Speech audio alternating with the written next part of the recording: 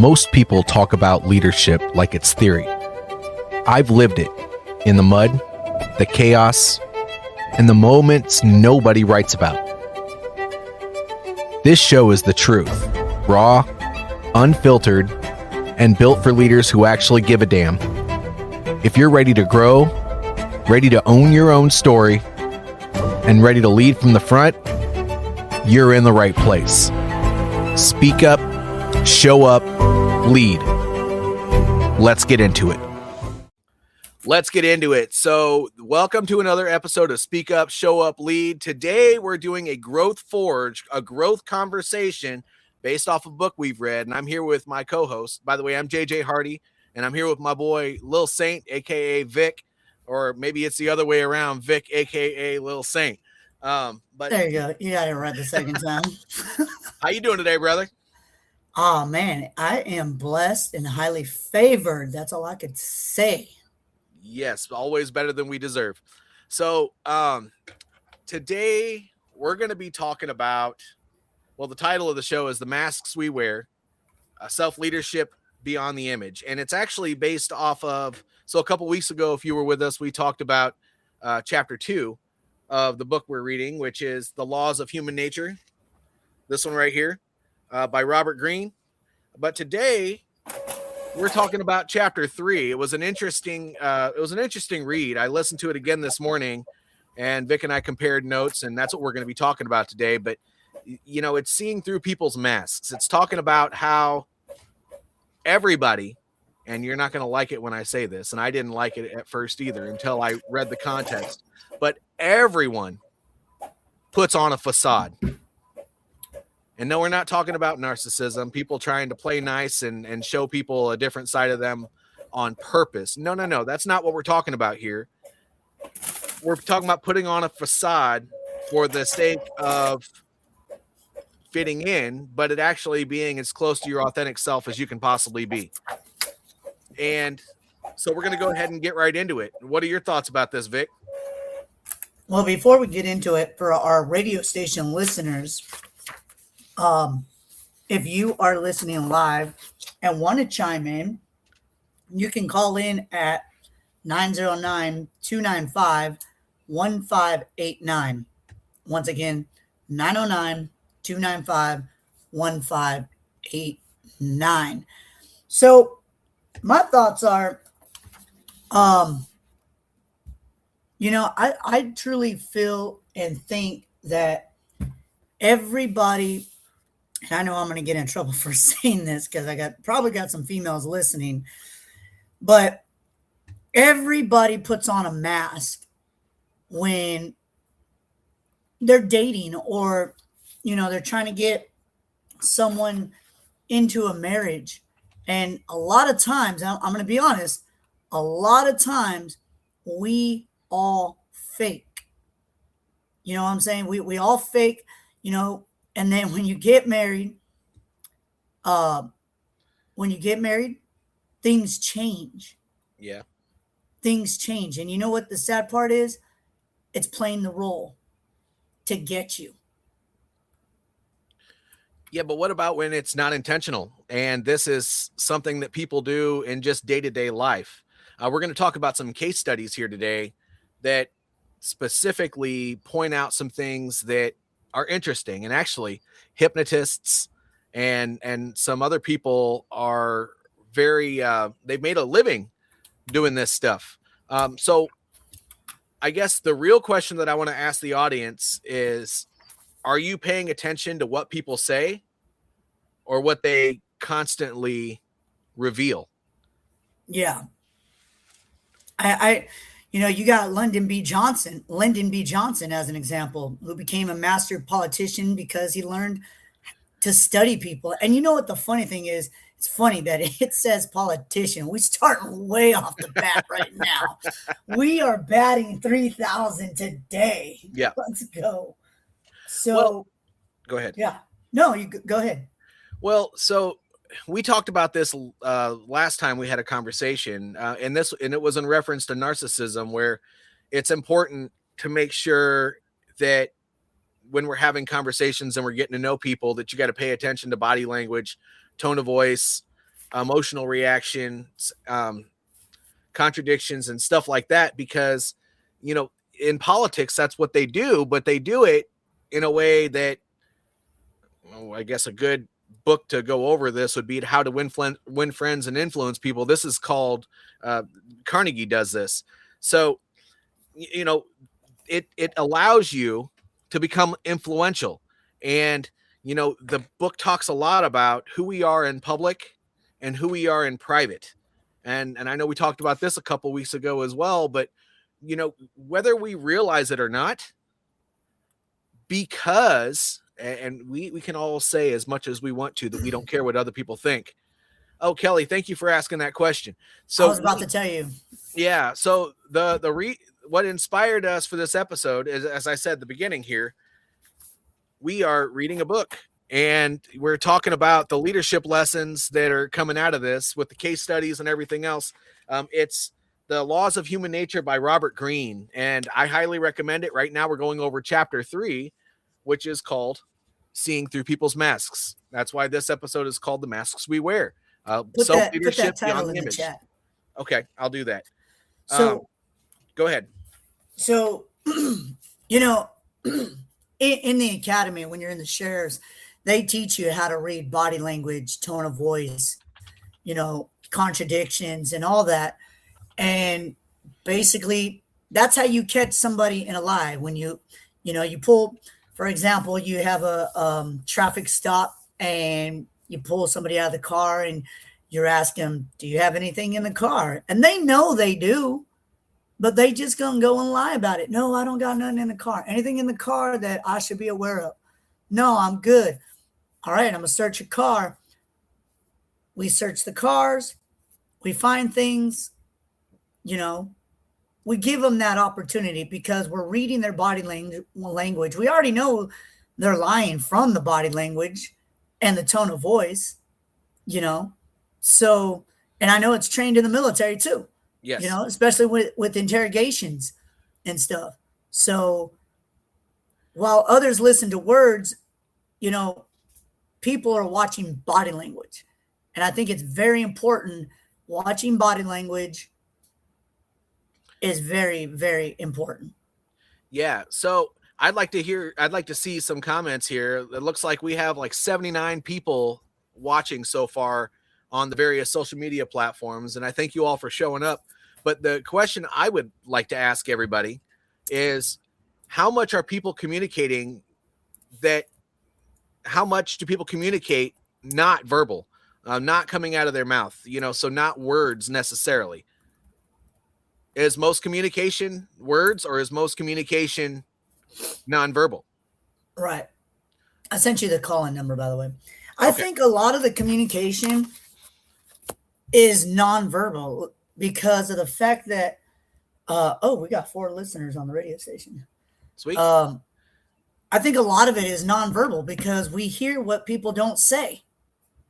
Well, does that make sense? I mean, I don't know if it makes sense, but we hear what people don't say. They communicate through body language. Yeah. So we see it. I mean, if you pay close attention, you can see people's faces get red. I talked a lot about last call where people are they cross their arms when they're uncomfortable, or sometimes they itch their leg, or they look around in different directions if they are not super interested in the conversation. But it goes even deeper than that. Are we going to discuss whether some masks are actually necessary in certain situations? Absolutely. And actually, we're going to discuss a little bit how it's a defense mechanism. Yeah. Yeah. Go ahead. How much are people communicating that never comes out of their mouths? That's a good question. How much are people communicating that never comes out of their mouths? Now, I want to say this is a double question because, number one, are you trying not to say something?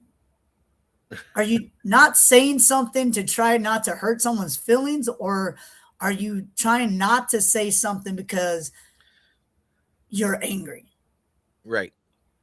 Well, that's part of it. But to answer that question specifically, most of our communication is nonverbal. Let's go, for example, just conversational. Okay. Say Vic and I are just having a conversation and I don't really like Vic. Well, that's hypothetical. Vic and I wouldn't be here if we didn't get along. But say Oh, I we didn't like, fight like cats and dogs. oh, right. Yeah. Well, that's what friends do behind closed doors. Right. But Ooh. if I didn't like him at all, I might act unusually interested in something that he said and make a big deal out of it just to save face. Or I may have a lack of reaction, even though I say that I'm enjoying what he's talking about or that I appreciate something that he's doing or whatever the case may be. And when you look at it that way, we are all subliminally communicating in one sense or the other, non intentionally. Our intentions come out through body language. Our intentions do not always come out through words. And that's a lot of what this chapter talks about. But it's also, you're right. They did train us on this in the military because, I mean, we have an enemy that we have to fight. So, I mean, you have to understand the enemy and understand how they communicate, understand the way, the different things in their culture and all that other stuff. A lot of it's body language. And Yep. I mean, gosh, when I was in Iraq, I'm not going to give, well, I can give the specific reason why, but I mean, I learned that you don't ever shake hands with the left hand, even if you're left-handed. Apparently, even if they don't do it now, back in foreign, they would defecate and wipe their hands with their left hand. And if you wouldn't have known anything about Iraq, that wouldn't be something that you necessarily would even know. And so it's a sign of disrespect to try to shake somebody's hand with your left hand. And so when it comes to nonverbal communication, what kind of reaction do you think you're going to get if I tried to shake somebody's hand with my left hand? Even if I'm holding a weapon or a coffee or something like that in my right, it doesn't matter what the inconvenience is for me. I'm violating somebody's something. They're not going to like me and probably not work with me very well after that, which is part of what a lot of war is how we communicate with people, which is why Lyndon B. Johnson's example is so important to me, because he was a politician. That's what politicians do every day. They have to keep relationships strong. Yeah. Right-handed. I just had a thought pop in my head. Anything you do with the right side of your body, especially shaking hands, it's integrity. It's integrity. Shaking hands with the right hand means you're a man of your word. Back in the day, you shake a man's hand on a promise that you make with the right hand. That's integrity. That's a promise. Hey, cowboy days, you shake a man's hand on the right with the right hand, you're making a promise. You better hold your promise. Otherwise, we're going to put a bullet in you. Yeah. Well, not only that, but it meant something. And sometimes in some local cultures, cowboys specifically, I know it was one, but you do a Wait, you was one? You was a cowboy? Firm. Well, no, I wasn't a cowboy. Never. But, when you shake somebody's hands, it's firm and you look them in the eye. If you're intimidated by that person, oftentimes, and it actually even talked about it in this chapter, you might tend to squeeze a little bit more, and it's not communicating verbally, but you're telling that person, I'm tougher than you. Watch out. They may not say it out loud, but you obviously did something that upset that person, or maybe that person just doesn't like you, and that's why they're doing it. A lot of times it'll be more of intimidation. Yeah. Intimidation. Brandon, you asked, do you think people are always aware of the masks they wear? No, absolutely not. And as a matter of fact, we'll go into our next real world example here. Oop. I like how Fine Golf Real Estate said you both make deep topics feel approachable. Well, you know what? That brings me to this.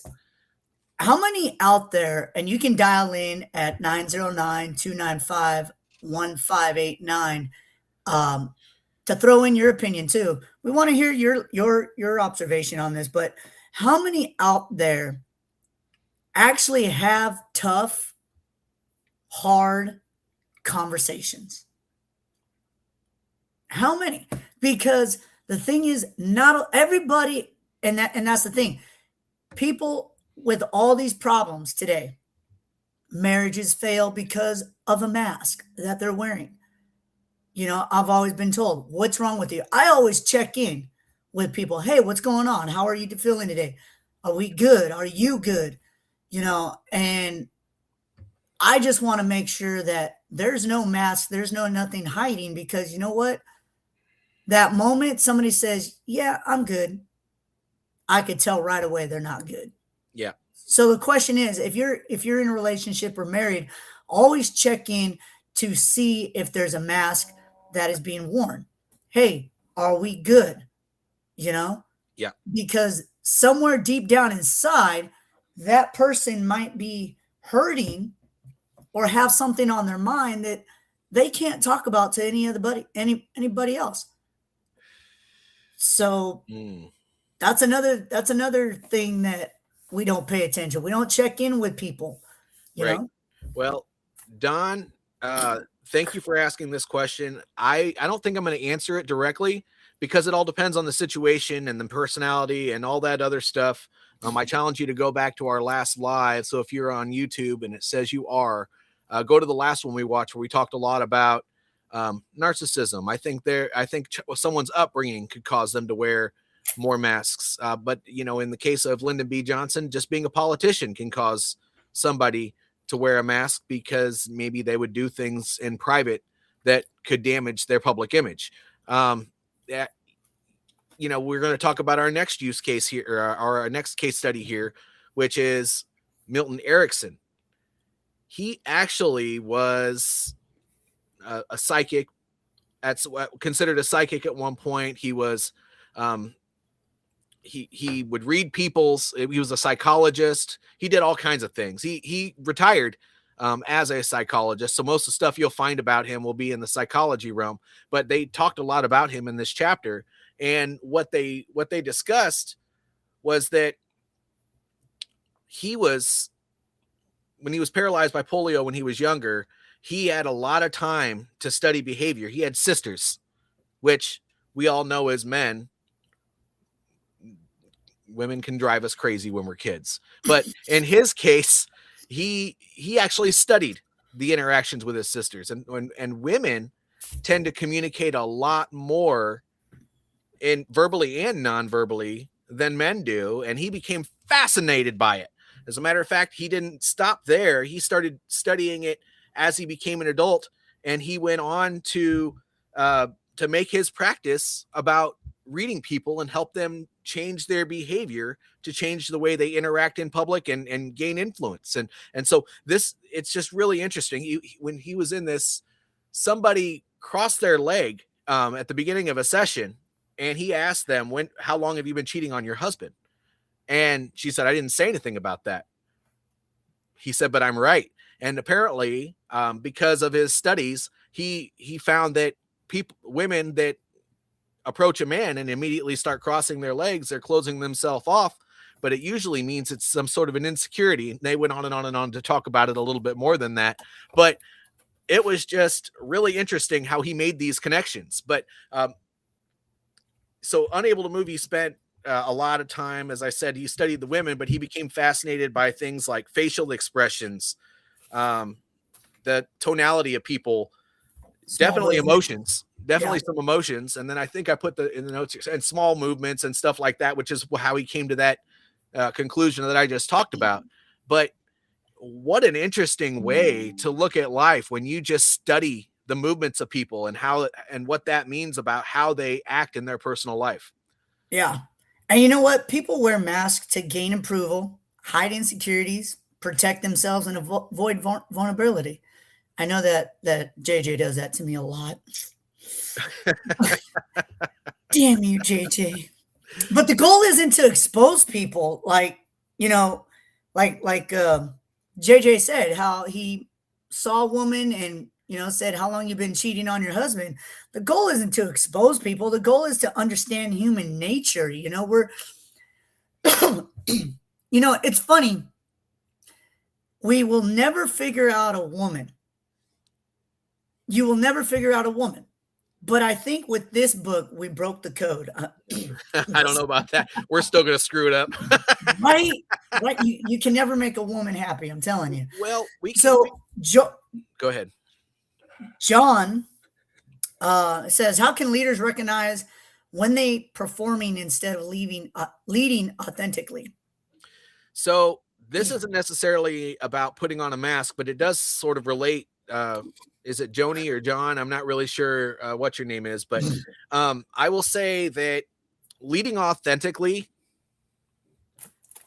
it's there's a balance there. I mean, you don't want to let your entire personal life come into your work, unless it's in it's with your marriage, like say your wife and kids or your spouse, whatever your preferences, whatever. But when it comes to leading authentically, it's giving a bit of yourself for the sake of others in order for people to trust you. And if people don't trust you, then you're going to have to give up a little bit of that barrier that you set when you are leading your teams. Because if you don't, that and you never build trust, uh, whether it's through giving a little bit of yourself or by stepping in and leading from the front and showing them that you're not willing to just tell them to do the work, but you're willing to help out with the work. I mean, there are so many ways you can lead authentically, because sometimes people know that you know how to do what you're asking them to do. That way they don't think that you're just a do as I say, not as I do type of a person. But there are just 1,000 ways to build trust. And, when it comes to performing versus leading authentically, people are going to sniff you out if you're not being authentic. So if you want to lose the trust of your people, put on a dog and pony show every day. Sit in your office all day. I mean, that people aren't going to trust you after that. You need to be there with them, interacting with them, getting to know them.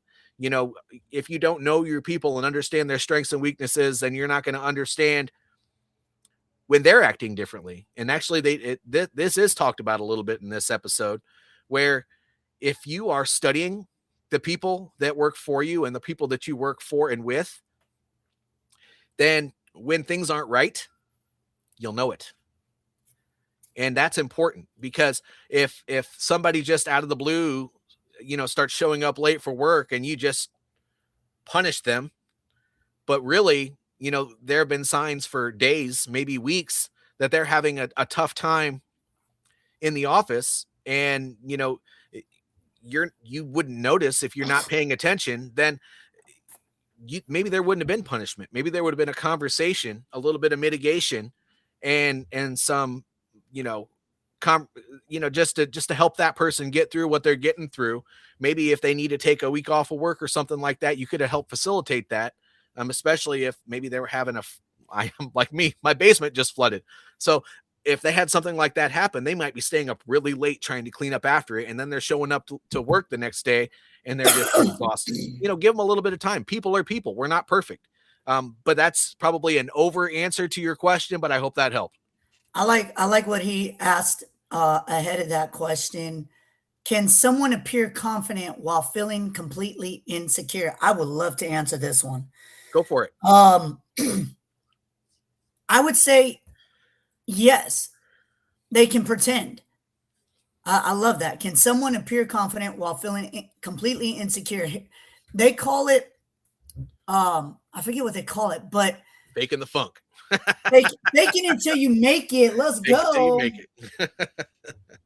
So it's called faking it till you make it. We're taught in this in business, whether you are confident in giving a speech, a talk. I know JJ, when he first started, he's like, dude, I can't do this live speaking thing. But he's like, I'm getting ready to start a podcast. I don't even know what to do. I don't even know what to talk about. I said, JJ, shut up, dude. Listen to me. And I gave him little, tips and everything. And now look at dude is like, I can't get him to stop going live, man.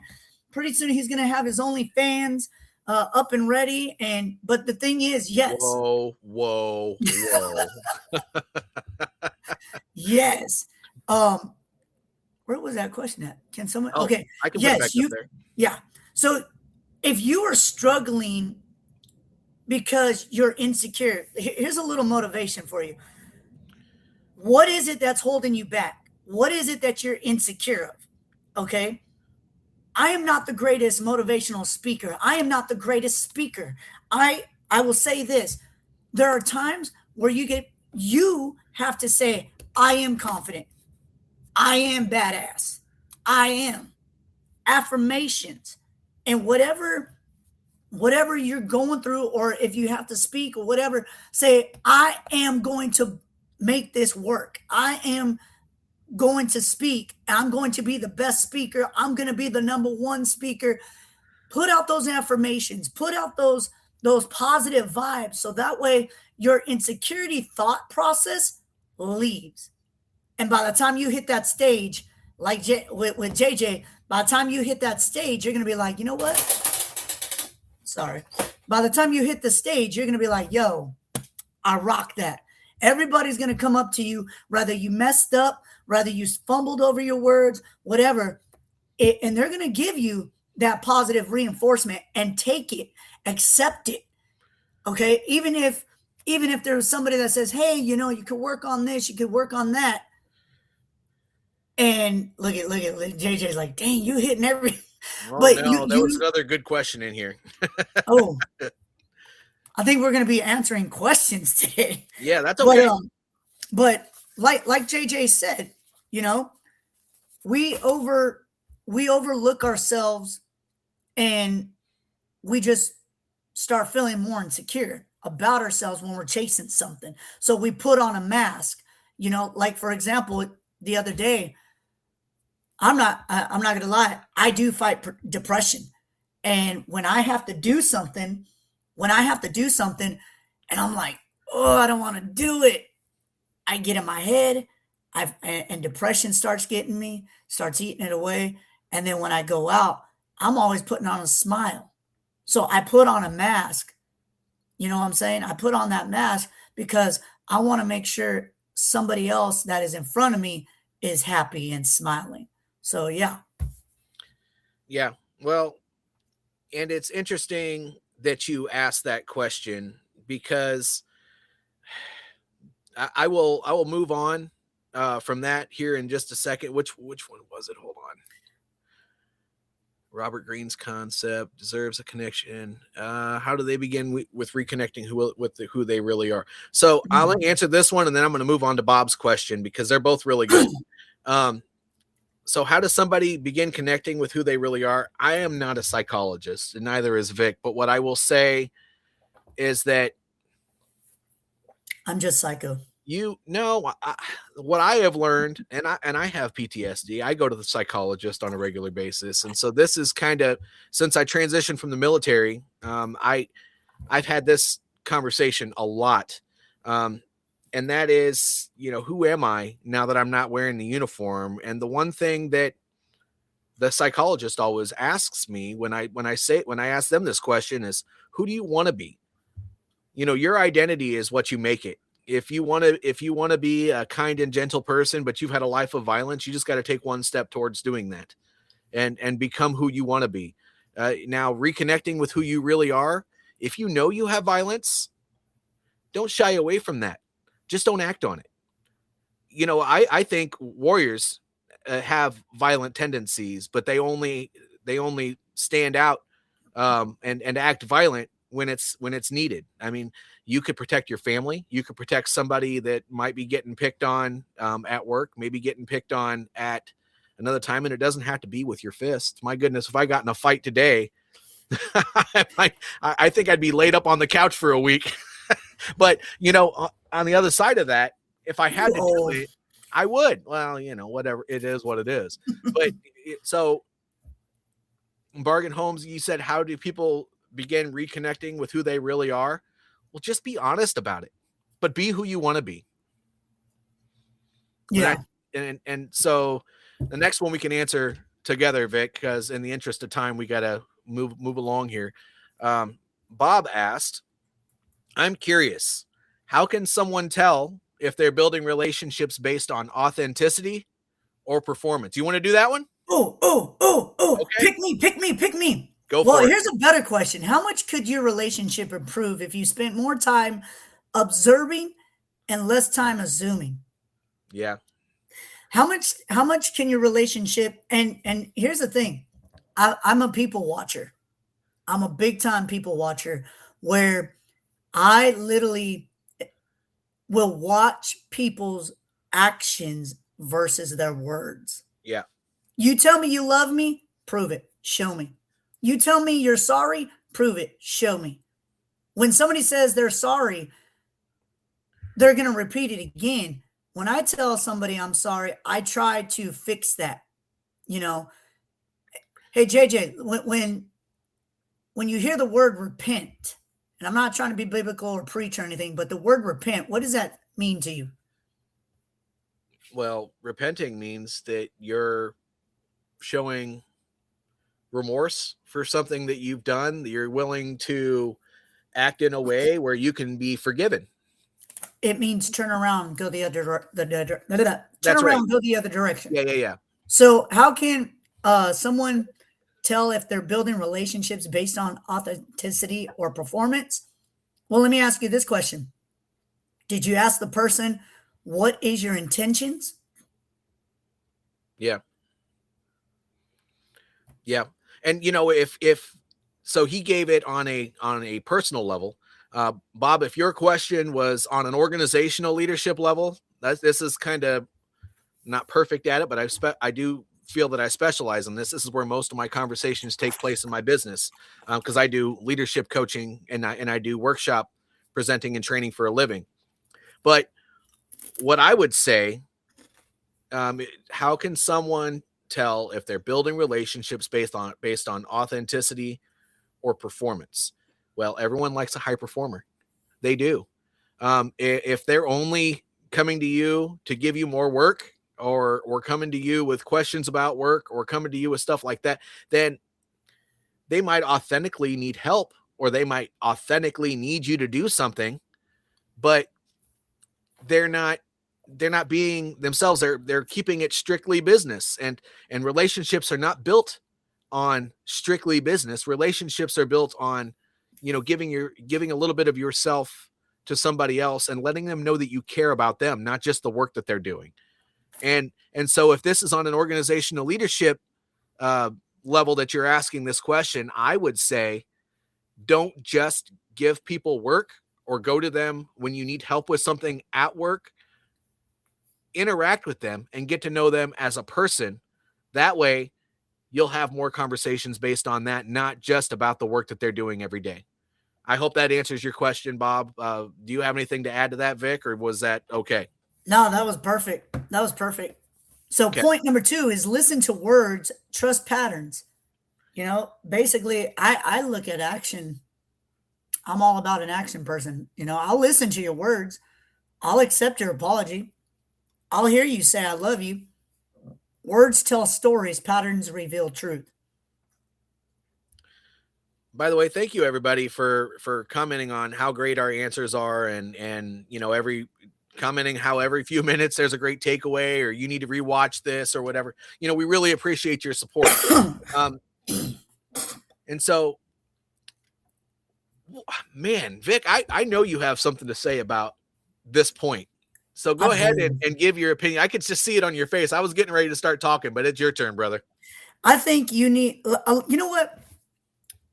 I'm going to take a couple minutes here. I think a lot of people need to look at people's actions. Lately, I've been dealing with actions. Lately, I'm gonna be real. I was talking to somebody yesterday, and I thought literally we were gonna reconnect a friendship, rebuild a friendship from, over a year and a half. Some stuff went down, and literally he came at me sideways, and at the last message he sent me was, "Did you not get the clue? I don't want to be friends with you anymore. It's always been about you. You sucker people into your BS." And I'm like, yo, where is this coming from? And so today I read something. I get these motivational things on my lock screen, and it says, pay no attention to toxic words. What people say is often a reflection of themselves, not you. Mm-hmm. Okay. People will get into arguments with you, say things to you, and then later on be like, I didn't mean it. I was angry. Well, you got to look for the follow through, reliability, consistency, behavior under pressure. I think anytime somebody, if you and your partner or a friend are in an argument, it's behavior under pressure because number one, they want to vent everything out. And Yeah. I've been told I'm a good guy. I will bend over backwards for you. I will take the shirt off my back for you. I will give you money. I will literally do what I can to make sure you're happy and you are taken care of. And a lot of people hear me when I say this. When you're doing that to somebody, that other person will not see it. They will see what you're not doing for them. Does that make sense?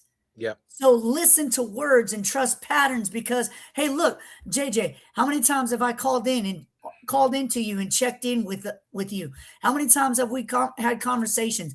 How many times have I been vulnerable with you? How many times have we've been dudes, we've been bros, we've been buds, we've been boys. You my boy, and yeah, we talk on personal level where, hey, JJ, I want to run this idea by you. Hey, JJ, I got this issue going on. Yeah. Well, that actually is a good point, and it helps. It's kind of a good segue to answer Francis's question here. So, how can entrepreneurs remain authentic while also building a professional brand? So there are two types of entrepreneurs: ones that start a business as a solopreneur, and ones that start a business with a team.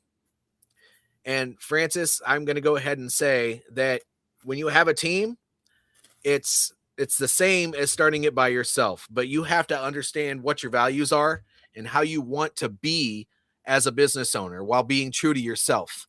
If you're not true to yourself, you're the stuff that you don't want to show will show up anyway later on.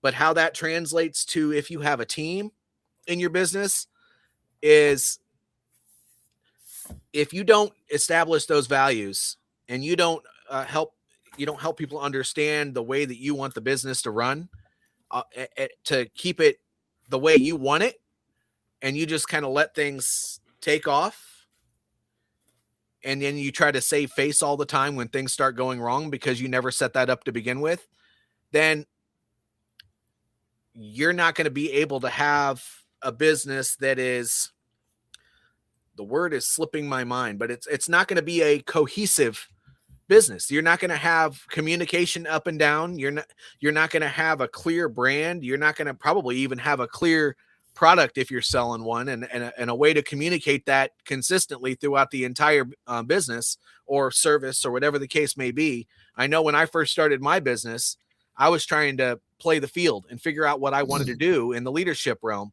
And people would ask me what I did, and I would say, well, I help people become better leaders. Well, how do you do that? And I would counter it with a question, what do you need? But I wasn't getting hired for a while because people didn't understand what I actually offered. They understood I was a veteran. They understood I said I taught leadership. I would show up to networking groups and people would say they were glad to know me because I said some great things. But there was nothing cohesive about what I was doing. And so when it came time to start selling products, I fell on my face for a little while. And I think a lot of entrepreneurs do that because they're not being authentic with themselves, and they're not. When you're selling things as a business, people are buying you most times rather than buying your product. Yeah, they may need what you have to sell, but they're not going to buy it if you're not somebody that they can trust. So all these things that we talked about a few minutes ago about organizational leadership, they still apply to this. You got to be true to yourself and build trust with your customers. This isn't a business conversation necessarily, Francis, but I hope that answers your question a little bit. I love that button. The button? The button. Oh, yeah. We can't hear that. Oh, okay. So he's over there playing games in the background. We have no idea what he's doing. Yeah. Well, hold on. Let me see if you can hear it on this one. I don't know if you can. No. Okay. So anyway, sorry, guys. Yeah, that's all right. So we'll go to the last point here, which is removing the mask. Well, there is one question. Yes. What behavior immediately earns or destroys trust for you? For me? That's just the question. Oh, somebody asked that? No. Point number 2, listen to words, trust patterns, the bottom part. Oh my gosh. Look at you. Yeah. Well, I'm going to answer that. I think that if somebody's being fake, if they're not being real, or if I find out that they lied to me, I likely will not have super positive interactions with that person from now on. That doesn't mean I won't work with them. I'm not going to let that person hire me to do business. I'm not going to hire that person to do business. I'm probably going to have some interesting things to say if that person tries to date my daughter or something like that. But that it's not going to be super positive from that moment forward. Once trust is broken, it has to be re-earned. And that's not as easy as it is with the trust that you're given right off the bat. Right. And you know what? Good example here. I had a venue that said they were going to bring me back, and they didn't. Well, they did the same thing to another KJ. They booked him, and the day came, they booked a different KJ and didn't go with him.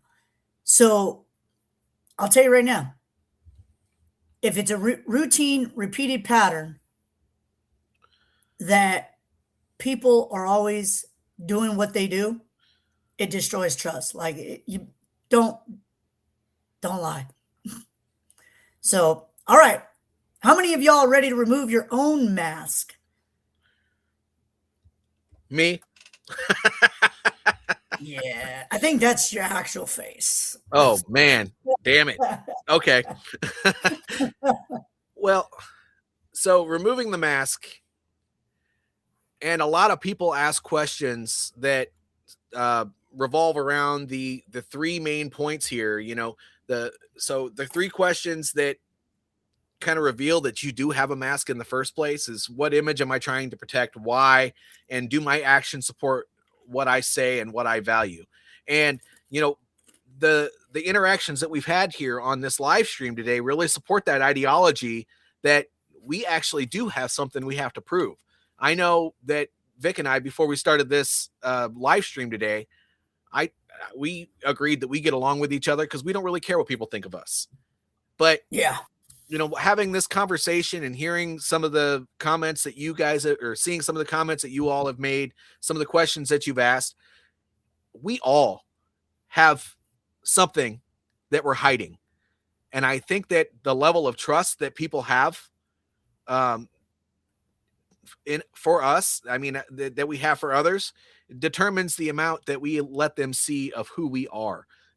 For me, if you want to see the real JJ, I'll joke with you, I'll laugh with you, I'll do all that stuff. But if you want to see the real me and find out more about my past, why I do what I do, and all that other stuff, you ask, I might tell. But for the most part, you have to earn that. And you only earn that by showing me that you're a person of value.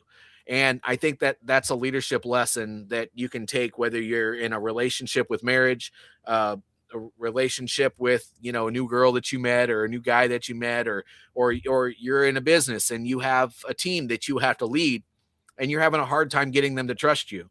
Well, take a deep look at how you interact with them on a day-to-day basis, because I guarantee, and I preach ownership all the time, I guarantee something that you're doing is probably causing those interactions to not be great. And yeah, I'm sure that person may just be a poor performer, or yeah, your wife may be nagging you all the time, or yeah, those people at work, they're not doing stuff as well as you would do it, or whatever the case may be. But if you want to improve performance on your team or create better relationships, you have to create those. It's not called leadership because you stand by and just let stuff happen. It's called leadership because it's your job to lead those conversations. It's your job to help those people trust you, whether you trust them or not. If you're placed in a position where you're your company is trusting you to lead, then lead. Be that person that people can trust. Don't expect people to have to earn your trust all the time and all that other stuff. No. It's a two-way street. So figure that out. Boom. Mic drop. What do you think? So I think, honestly, dude, you just hitting all points, man. You're like one of the, you're like Sylvester Stallone. No. You just taking everything out today. Well, hey, look. That's like when it comes to taking off the mask, though. Yeah. You have to be intentional about it. You have to be real. Look, I was raised in church. I went to a what was it called? A convention. And basically, if you're not real with yourself, how can you be real with other people? How can you be real with the team? How can you be real with your future? If you're not real with yourself, how many of y'all are willing to deal with the demons that are inside you? True story. I'm going on 9 months, no alcohol, 9 months sober. And the second month I had to deal with the demons inside me. I had to deal with actual things that my ex-wife did to me, and it hurt. My parents did to me, it hurt. But you know what? It's time to take that mask off. It's rip that mask off, be genuine, be real. Like I said, be real, be free, be fearless, you know? And self-leadership begins when your behavior aligns with your values. Is your words aligning with your value? Is your actions aligning with your value? Because I can tell you right now, actions, values create trust. Yep. And if people ignore your words and only watch your actions, what would they learn about you? Like I said, I'm a people watcher. I will learn your actions because that's what I do. Yep. So, well, we're at the end here. So thank you all for participating. Feel free to still leave. If you wait till the stream is over to please leave a comment below so I can see it later. All of these kind of disappear after the live stream is over, unless you're on a platform other than YouTube. So appreciate you showing up. We got a challenge though. We do have a challenge. I was getting ready to say that. Go ahead if you want to do it. If you want to do it, go ahead. I'm sorry, my bad. No. So we have a couple challenges here. For the next 7 days, observe more than you speak. Write these down. Yeah, Write these down. I'm going to put this in the chat too. Observe more than you speak. Watch actions over promises. And ask yourself, and notice patterns, and then ask yourself, do people's actions match their words? And then turn it around on yourself. Do mine. Then turn the mirror around. So call to action. What's the biggest mask people wear in leadership today? Drop your answers in the comments. And here's the harder question for a lot of us. What mask have you had to remove to become a better leader, a better person, a better husband, better friend, better parent? Yeah. So, well, now before we end, we do this at the end of every time we have one of these conversations. What takeaway do you have from this, Vic? Oh man. My takeaway is watching people's actions, and listening to the words. I will be honest, and I'm going to say this, that the way people act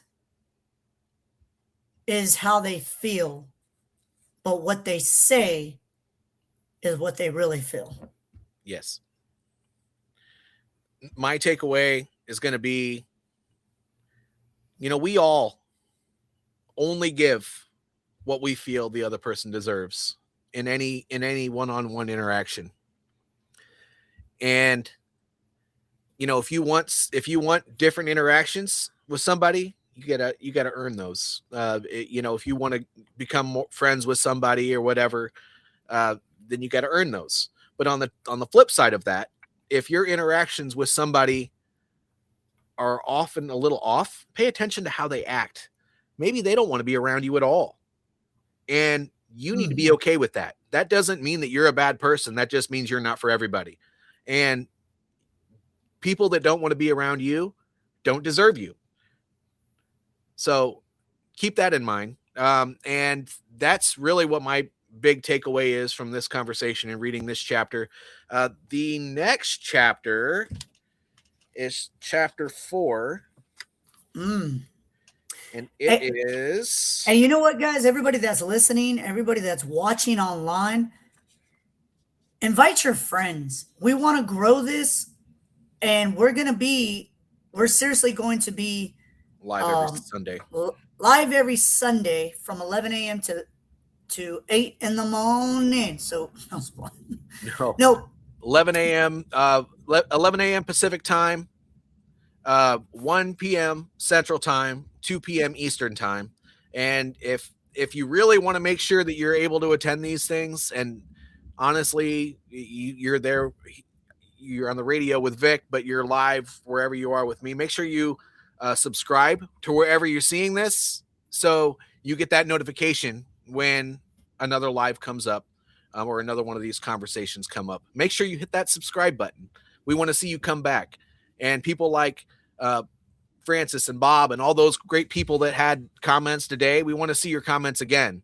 So please do that. Our next conversation is going to be next Sunday, and it's on determining the strength of people's character, the law of compulsive behavior. So if that interests you, again, don't forget to subscribe, and we hope to see you then. Anywhere else you're listening to this or watching this, don't forget to like, subscribe, and share. Feel free to leave a comment below if you have a question later on, if you're watching this not live. Otherwise, we appreciate you, and we'll see you next time. And here's the other thing too. If you want to be part of our community at the Growth Forge, do it. Go on Facebook and look up the Growth Forge. This logo that's right above both of us in the middle, you'll see it. Join us. But otherwise, we'll see you next Sunday. And thank you all for participating today. It means a lot to us. Take care.